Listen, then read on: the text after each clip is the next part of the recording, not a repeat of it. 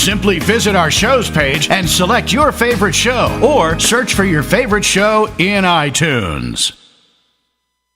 H2O Restoration and Mold is your complete restoration solution when your home or business is exposed to water damage and mold infestation. H2O Water Damage and Mold are licensed, bonded, and insured, and has a certified and dedicated team that are qualified to handle your water damage and restoration needs. We offer 24/7 immediate emergency response anywhere in our service areas, with arrival to your location within 1 hour or less. We offer direct insurance billing to save you the headache of paperwork. H2O Water Damage and Mold are family owned and operated, and we offer free estimates. We pride ourselves on being a trustworthy, elite company that excels at what we do because we love what we do. Our primary mission is to provide you with outstanding service and excellent workmanship while remaining professional, courteous, and honest. For more information, visit h2owaterdamage.com or call us at 805-907-6213. H2O Restoration and Mold Damage Specialists. Hey everybody, welcome to a fantastic airing of The Wicked Edge. I am so excited.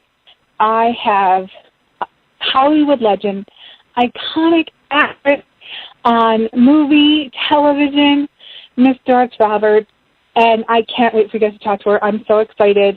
You're going to love it. And guess what? She's online with me right now.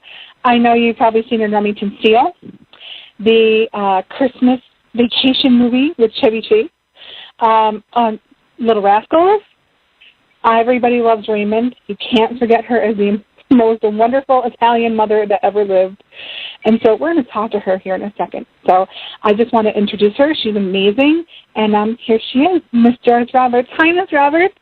Hi. Thank you so much for joining me on The Wicked Edge. Okay. I also did 21 years on Broadway. And we're going to talk about that because you're a legend and you're completely iconic. And I'm trying to keep my composure and not fan out right now. I hope I'm doing well. Because I'm going to share my evening. We're calling it Evening with Doris. So I'm going to share my evening with all of my listeners who also happen to be fans of yours as well. And so that's really exciting for me.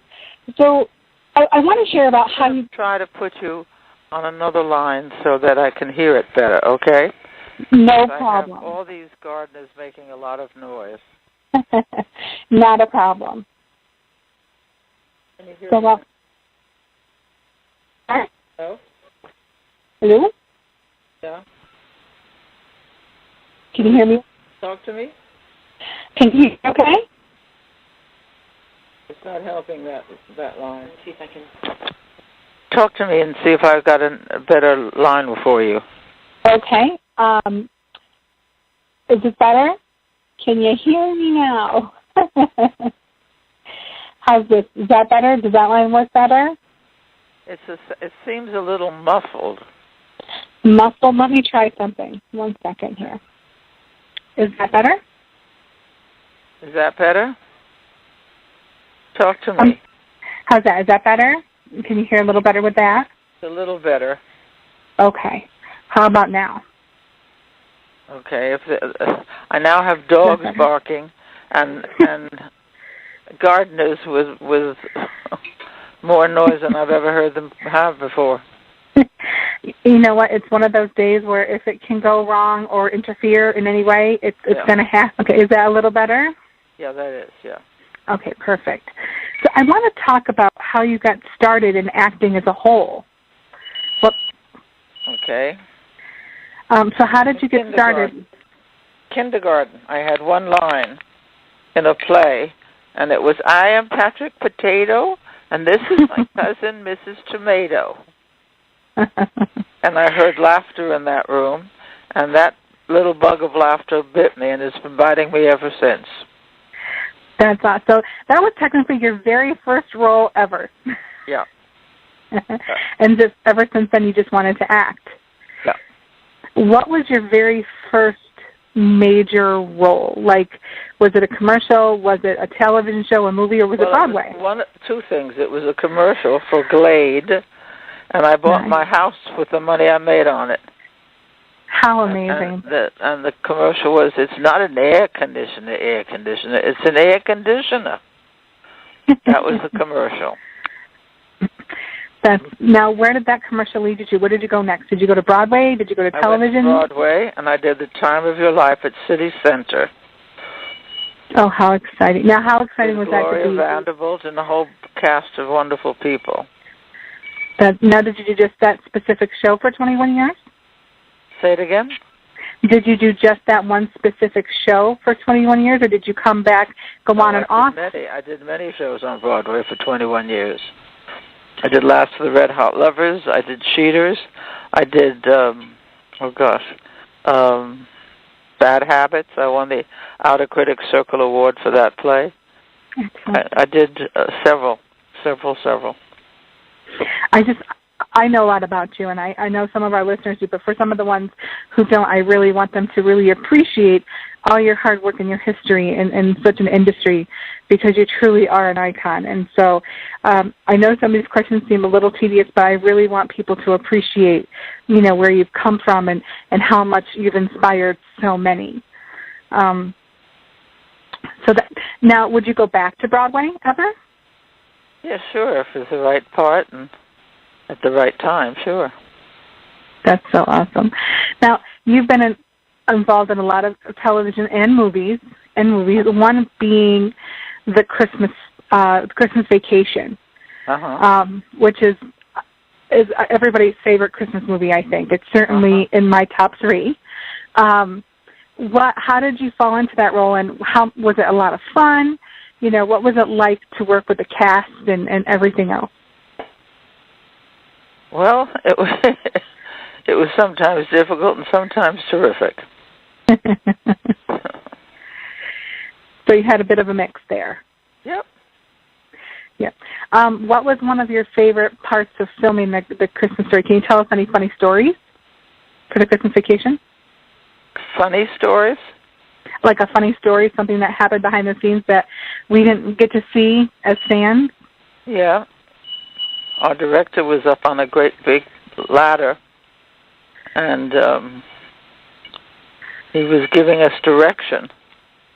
And he could hardly see us because we were so small in the frame. And he would tell us something to do, and we couldn't quite figure out what he was saying. So he had a little trouble with that. But finally, we all got it straight, and we did it, and that was it. Well, there you go.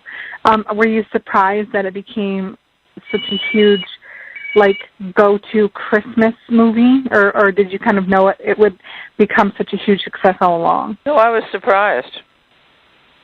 I really was. I mean, I'm no matter where I seem to go, they've seen it and they love it and they watch it every year. Well, I think it's true. Even the night before my husband and I got married, because we got married during Christmas, in our VCR, in our DVD player was Christmas Vacation. I think it's one of those Christmas movies you have to watch before Christmas Day, or your Christmas is not complete. Okay, that's lovely. You're like, I don't understand why, but we'll go with it. No. All right. What was it like to work with such a diverse cast? I mean, you've worked with so many. Now, when did you actually have to back up a little bit? Did you film the movie around Christmas time, or did you film it in the summer months? Did you have to make fake snow or anything? I really don't remember when I filmed it. I don't. It was because we had to have snow everywhere, and for that movie, and it was artificial snow. Oh, was it? Okay. That's very cool. There's a lot of crazy things that happened in the movie. And I loved your character, because your character was warm, but yet not so much. Your character certainly loved the finer things in life, and it was such a funny character. It was one of my favorites, actually. You and Chevy Chase were my favorite characters. And then, I also grew up watching you as a child on Remington Steele with my mom. That's one of our most nostalgic memories. Is watching you on Remington Steele. How did you fall into that part, other than maybe auditioning? I read for it, I auditioned for it, and I got it. Plain and simple. Now, with that one, you were in many places. A lot of the back scenes were all over the world. Did you travel actually all over the world, or were you on a specific set for it? We traveled somewhat, yeah, we did. We went to Ireland at one point. That was great. That's so awesome. I know that we went to Italy on Everybody Loves Raymond. Mm-hmm. That was great. I love to travel, and when I get on a show that takes me to different parts of the world, I'm as happy as could be. Oh wow! Now, what was one of your? I want to talk about one of your favorite What was one of your favorite episodes on Remington Steele? What was one of your favorites to film or even to watch? I laughed so hard. There was a point where Pierce tried to hold me up. Uh-huh. I was fainting or doing something silly like that. And he went to hold me up, and of course, my weight brought him right down to the floor. So, we were on the floor together. Well, there's a scandal waiting to happen. Right. Pictures, now after you said that, pictures will surface, and they'll be like, oh, did Pierce Brosnan and Doris Roberts have an affair? Tonight at 7. Now, what was it like working with Mr. Brosnan and He was terrific. He was absolutely terrific. It was a very sad time of my life because my husband was dying of leukemia. Oh, I'm so sorry. And two of us were sitting on a bench waiting for the lights to be done to be able to do our next scene. And Pierce was saying to me things so sweet. And he said, "Isn't life strange? Here we are. You're unfortunately knowing that your husband is dying, and you're sitting there waiting to hear the hospital call you. And I'm sitting here waiting for the hospital to call me because I'm going to have my first child. My wife is going to have my first child." Oh, and that was strange. That was a strange time, but a very sweet time for him. And he was very dear to me. He's a good man. Oh, he really is. I've always heard that. And not only is he a good man, but he's a very handsome man. Oh, and and I'm so glad I thank you for sharing that story because it's very personal. And I'm so sorry for your loss, even though it was many years ago. But thank you so much for sharing that story. That's very heartfelt, and I appreciate that. Okay. Would you go back and do like a Remington Steele reunion? Has that ever crossed your mind? Sure. The script's so good, that's where you go. You know? Yeah. How fun would that be? I had a great time on Everybody Loves Raymond. I'm going to ask you that next. 9 years of a great time, so I have no complaints. That's always looked, and you can always tell when a cast actually gets along really well, because not only do they have good chemistry, but you can tell when they have good chemistry off screen, and it makes for such a better show. And you could always tell that all of you guys seem to be having a really great time. Yeah, we had great respect for each other and each other's talents. We really did. And I loved working with Peter Boyle. He was so much the antithesis of the characters that he played. Always played curmudgeons and people like that. He was a sweet man to begin with. He loved to sing. He he wanted to be a priest at one point. Really? Oh yeah, and he studied, and then he found out that he couldn't have sex, then he quit. I often hear that's one of the game stoppers of that profession. Then they're like, He was a dear man. Very educated, very well read, very caring, very involved, and I miss him a lot. Aww, that's so sad. I know it was a great loss to everybody when he passed, and it was a shock. It sure was. An absolute shock. He asked me when he found out about his illness if he should tell them. I said no, because they'll treat you as a dying man, and that's not who you are. And he had 3 more years after that. That's such good advice. And we have my sister-in-law has bone and breast cancer stage 4. And I've noticed when you treat them as if absolutely nothing's wrong, they somehow dig down deep and find a piece of them that's not ready to give up.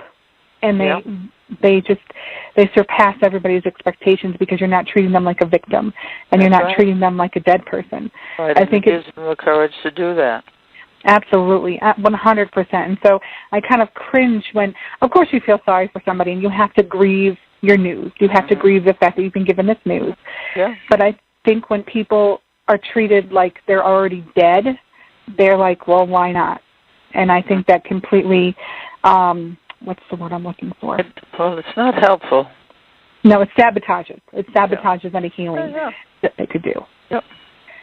Absolutely.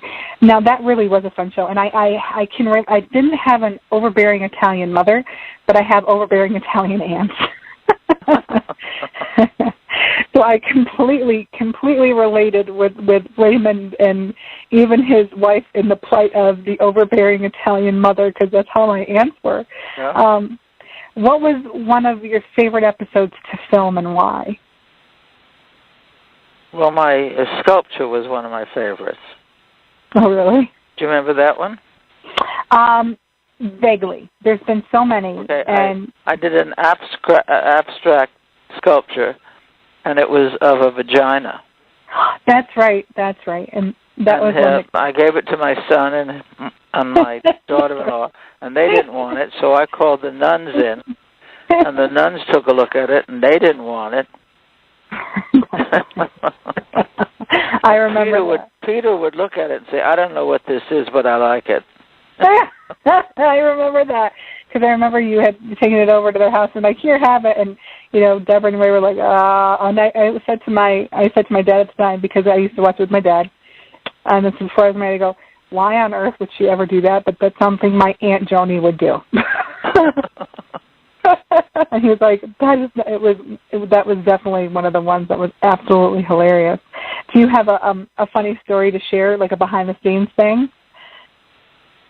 Of the show? Yeah, like something funny that happened behind the scenes that no one else got to see. I don't think so. No. I don't think so, no. Except it was just funny all the time. Peter looking at that and saying, I don't know what it is, but I like it. And then I asked my son if that's what he thought it looked like, too. And he said, well, if you squint, it looks like that. So I did a little squinting, and then I said, oh, my God, I'm a lesbian. Oh, my God, that is hilarious. Oh, my God, I'm a lesbian. I swear we should keep that as a soundbite, because that's awesome. I love that.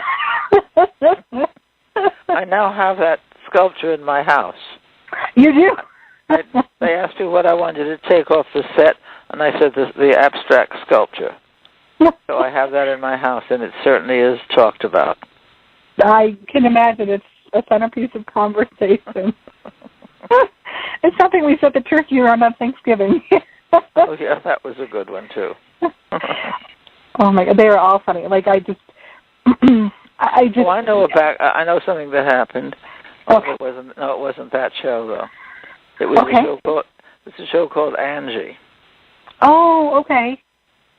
And they used to on the set of Angie, they used to throw candy out into the audience. Oh, really? And we did this show, and it was very funny, but they weren't laughing, and I couldn't understand why they weren't laughing. So I looked out into the audience to find what they were doing. And what happened is they were throwing candy into the audience, but they didn't realize that the audience was made up of blind people. Oh, no. And they were getting hit on the head with this candy. Oh, no. Isn't that terrible? Oh, no.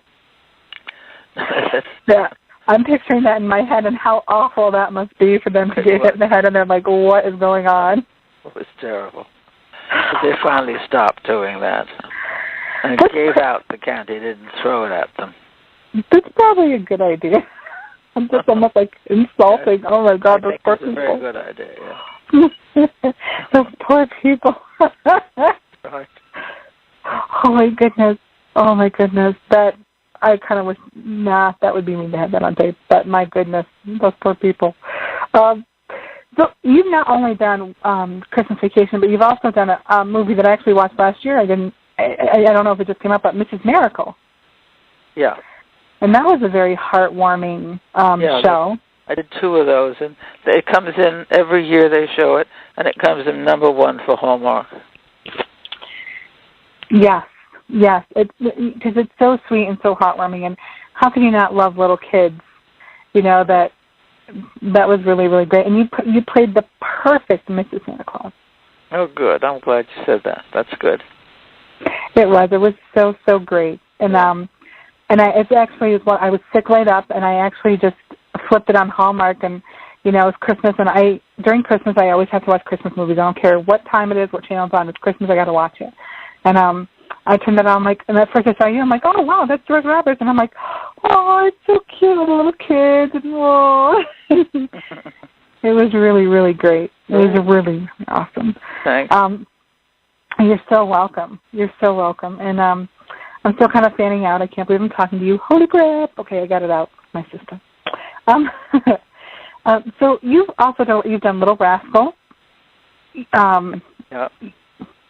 I'm sorry? Yes, I did that, and another movie called Touched. Mm-hmm. That was very good. Mm-hmm. And they were very good. And, I have to honestly say, and I said this to Bruce Boxleitner, too, you both so many wonderful movies and shows, and none of them are bad. They're all really great. And unfortunately, you can't say that for all actors, unfortunately, but I can say that for you. And are you choosy and picky about the roles you pick, or? Yes, I am. So what process do you go through in order to choose what roles you may or may not want? Well, I'll give an example. I won't tell you what the network was, but the network sent me a script in which I was talking to an African-American man, and they had the word coon on the script. I said, excuse me, I don't do that. No, I refuse that script. If it's not good, if it's not honest, if it's not detrimental to anybody or any race of people, I will look at it. But if it is, I have nothing to do with it. I don't want to put that out in the ether when I said that to these people. But there's some other actress who took that job, and I don't need it, and I don't want it. I don't blame you, and I think that's so great that you stood up, not just for yourself, but for dignity, and because I don't think those words have dignity. Oh, those words are terrible. I mean, I'm a Jew, and if someone called me a kike, I'd feel that I'd like to kill him, Well, yeah, it's not, and I'll never understand why. There's no need for that in the world. We need love in the world, and caring in the world, and understanding, and acceptance, and all good things like that. I mean, I don't want to talk about it, but that young man who killed those girls and boys. Oh, yeah. I mean, everybody knew he was crazy, but nobody did anything about it, and he was able to get all those guns and all that ammunition, and nobody questioned that. My coworker and I were actually talking about that today. It's kind of a touchy topic, and I kind of don't want to go into it because that's not what the show's about, but I agree. Somebody should have done something about it, and he should have been red flagged. And there was worse than that. He was picked up by the cops 3 times. And they never did anything. They examined him, they said, and they found him so charming and caring, and he wouldn't hurt anybody. What the hell does a priest know about that? Or a policeman? Exactly.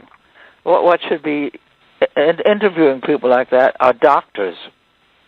He should have been evaluated. I think absolutely 100%. He should have been evaluated. The policeman has no way to evaluate whether or not he's, crazy enough to harm people, and look what he did. Yeah, his parents, though, called the doctors and you should do something about this. When is our country going to stop fooling around and do something about gun laws? You know what? That's a very good question. That's a very good question. And I wish we had answers. Can we bring that up in the show? Is that too? Absolutely. No, go ahead. Okay. This show's all about you and what you want to talk about. Okay. I'll talk about that, and I also want to talk about the ranch hand rescue. Yep, your charity. I think it's important that we get to that, too, because I want to give out the information where people can go and donate and be involved. Great. So that's two things we could talk about. Okay. The floor is yours. The floor is yours. I do believe we should have stricter gun laws for 100,000,000%. And I think if somebody has a red flag, because like I said, I take psychology. I'm a psychology major, and I've worked in the healthcare field quite a long time.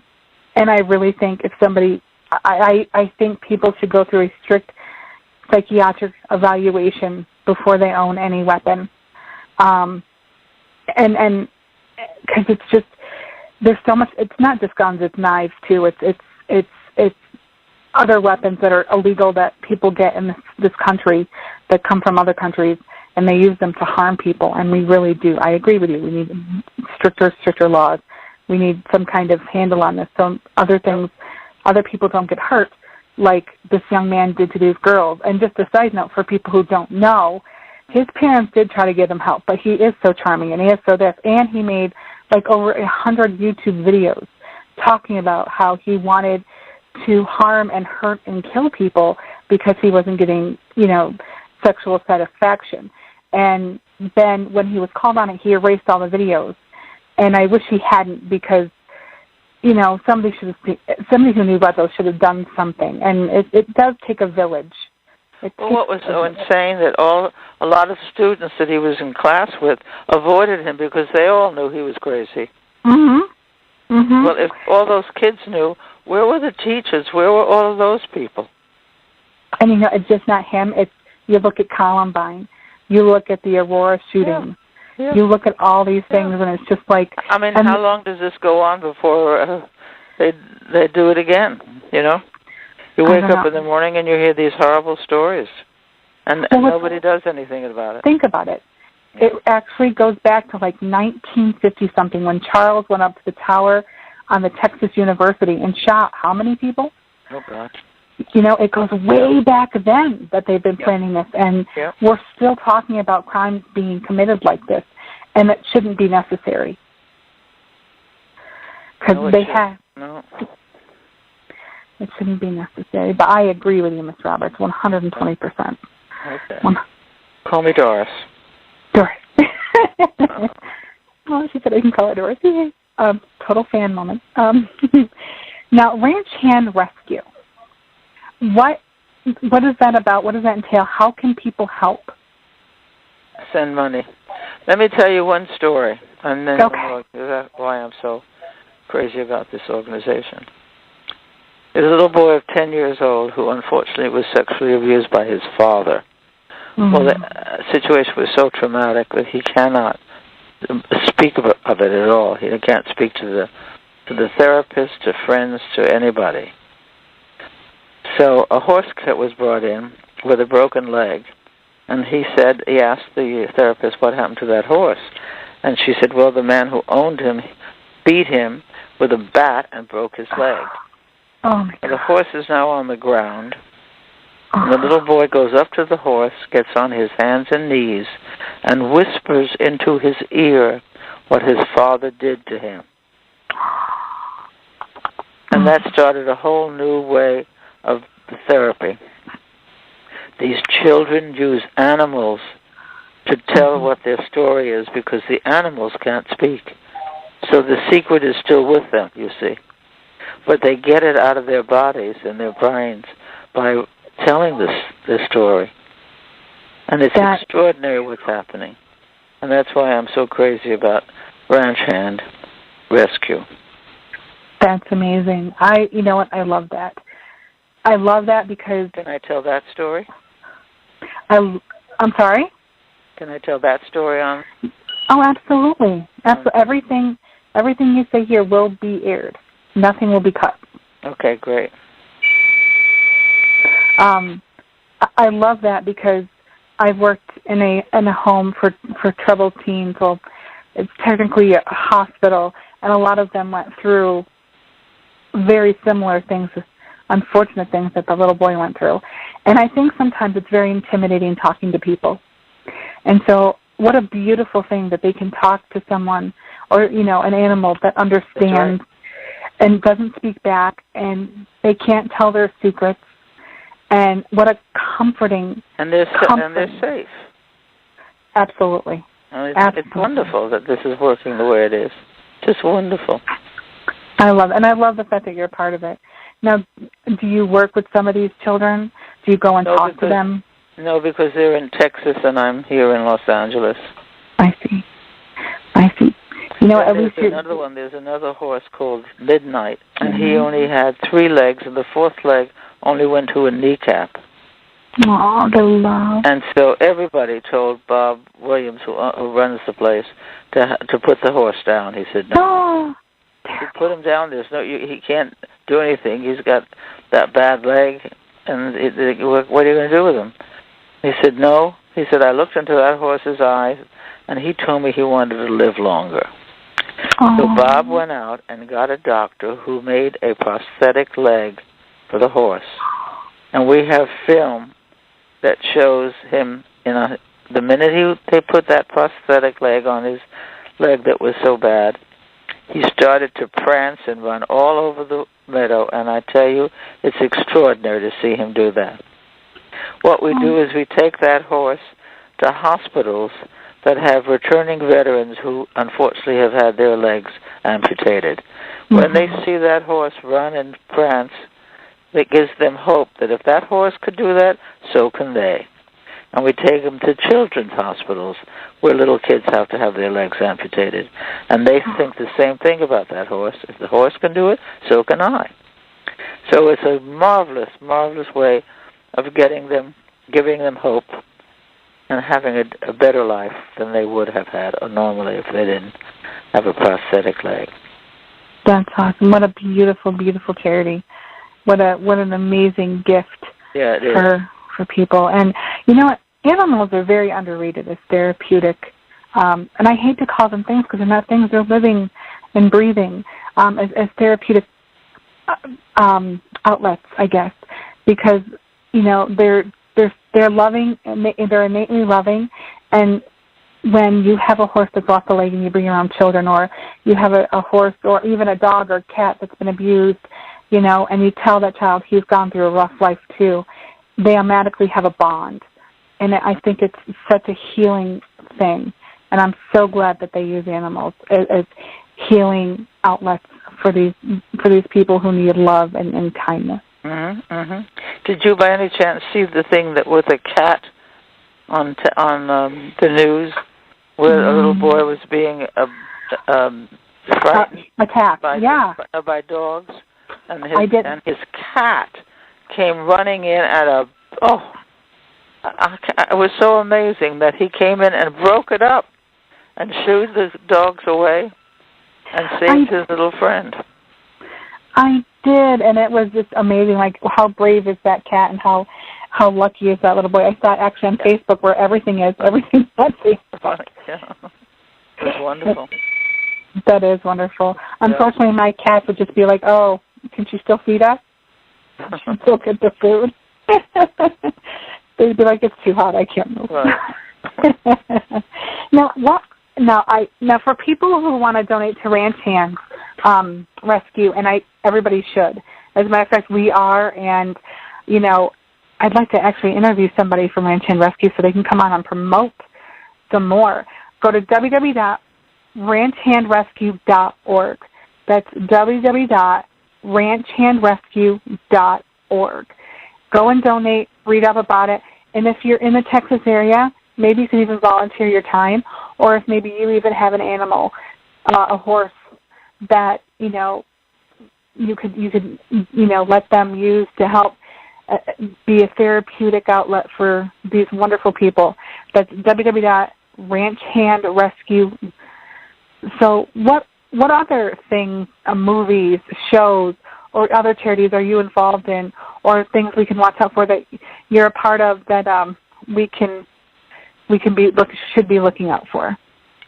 Well, I was involved with Children Affected by AIDS Foundation, but through education and medication, the young people are not coming down with it. Young, very young people, which is wonderful.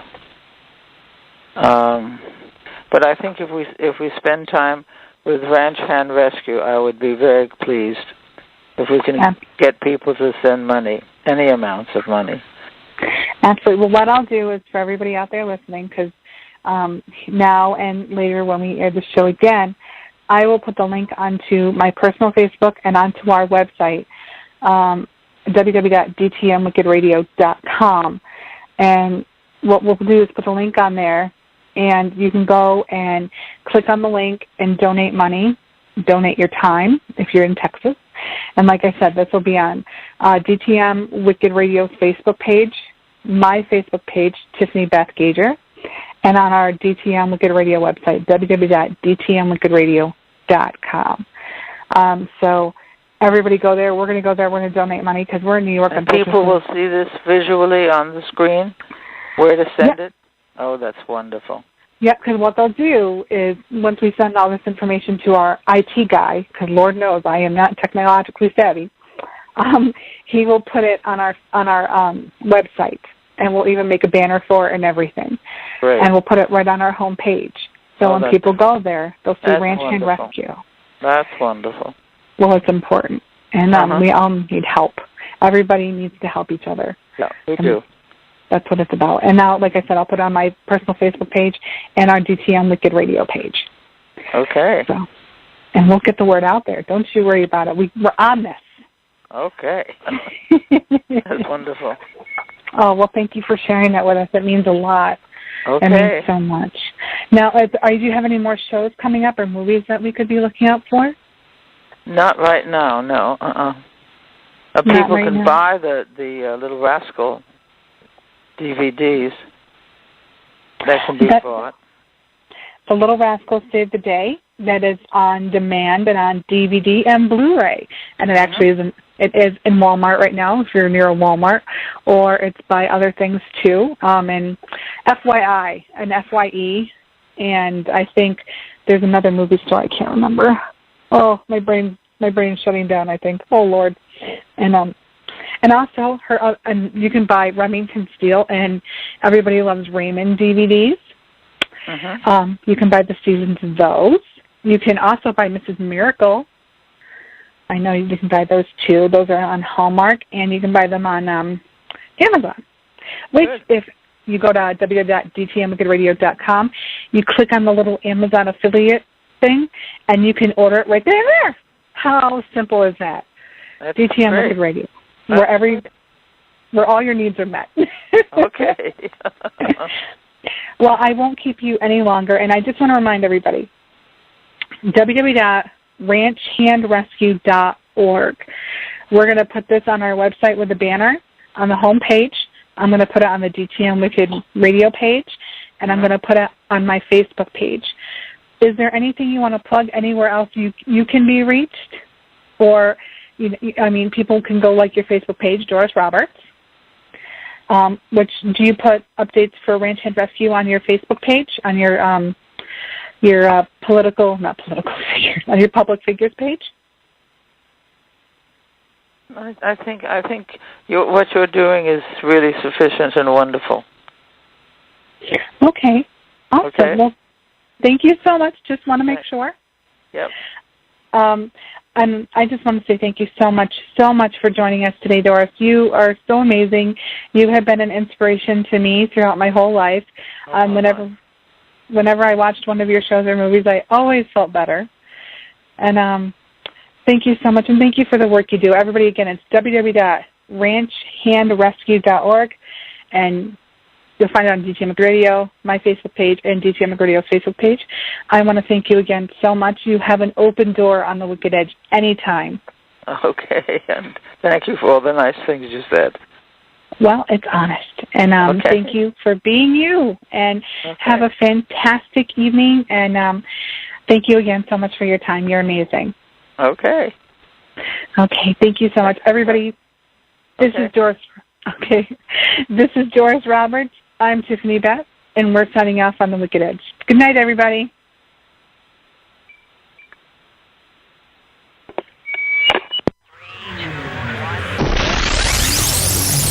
It's the Hollywood Rockin' Wrap-Up with your host, Jason Hadley. It was Mommy's Night Out as Jessica Simpson was recently spotted stumbling drunk at a Hollywood nightclub. When asked about how the new baby's doing, Simpson replied, "Oh, the baby!" Currently in critical condition following a massive car wreck, doctors will thankfully not have to amputate comedian Tracy Morgan's leg. Surgeons work tirelessly to save it, but only so he can hand it over along with an arm when he goes to pay the bill. As part of their custody agreement, a Los Angeles judge has ordered Halle Berry to pay baby daddy Gabriel Aubry a whopping $16,000 a month in child support. With California lacking any laws for reporting the spending of child support money, congratulations Gabriel Aubry on his upcoming cocaine habit. Hugh Jackman was joined by LL Cool J and T.I. to perform a rap version of The Music Man at this year's Tony Awards. Unclear if street cred includes Broadway, LL and T.I. may want to stop somewhere and ask for directions. And that's the Hollywood Rockin' Wrap-Up. Follow us on Twitter at Rockin' Wrap-Up. Oh, here we go. I believe it's the electronic techno wee rubba dee dee da rah music. Have a pleasant evening and be safe, not stupid, or the boogeyman will find you and wipe a boogie on you. Good night and sweet dreams.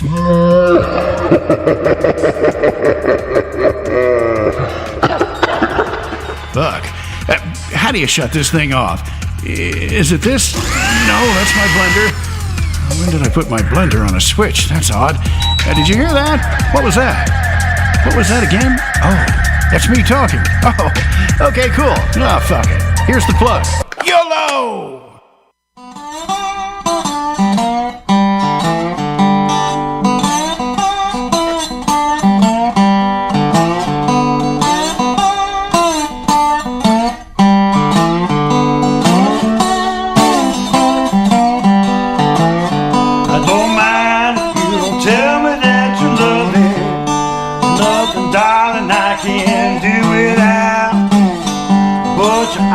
Different story.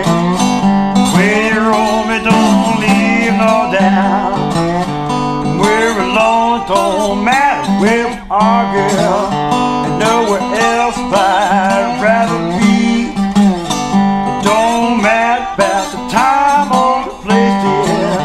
I need your love and darling constantly. So I don't mind if you don't tell me that you love me. Hold me, make it mighty clear. And if you want it, girl, I give you all my loving. Tell all those words that you were so long to hear.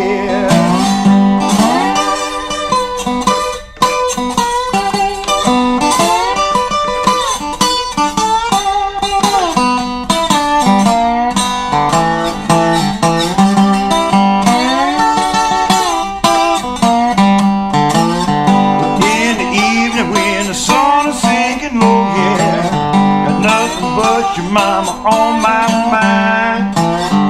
What you do to me got to be a sin, yeah. No other woman makes me feel so fine. I don't mind, you don't tell me that you love me. Don't need no words for what I know is true. We're together, everything you do to show me. Need me, girl, just like I need you, that's right. Show your love and everything you do now. I'm gonna show you that I love you